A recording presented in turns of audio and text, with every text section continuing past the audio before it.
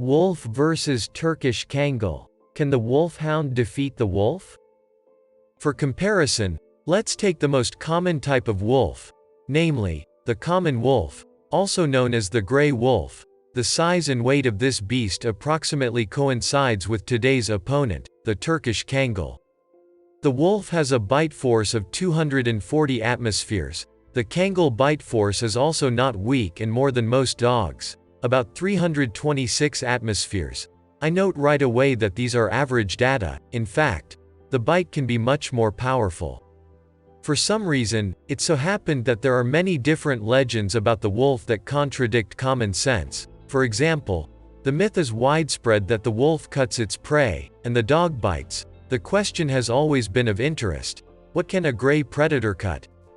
Of course, it must be admitted that the fangs of a wolf are somewhat larger and sharper than those of a dog, but they cannot cut them in any way. Moreover, there is plenty of evidence of a wolf's hunting, where it is clearly visible that he bites, and does not cut.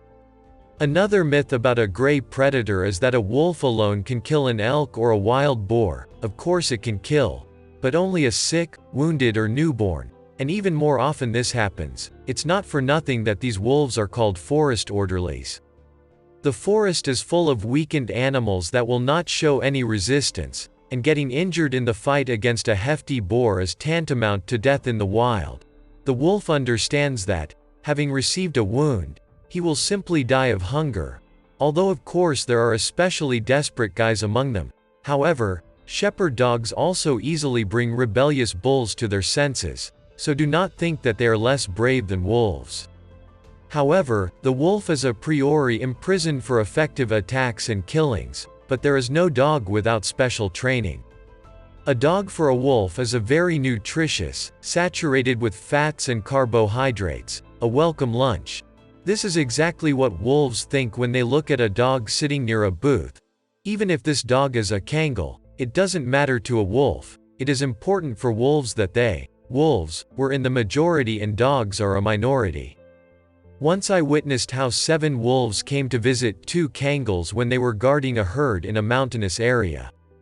Dogs were not to be envied then. The wolf tried to attack the second Kangal, but realizing that the dog would not give up without a fight, he decided to go to the rest of his relatives, and it's not because he's cowardly, but because he's smart.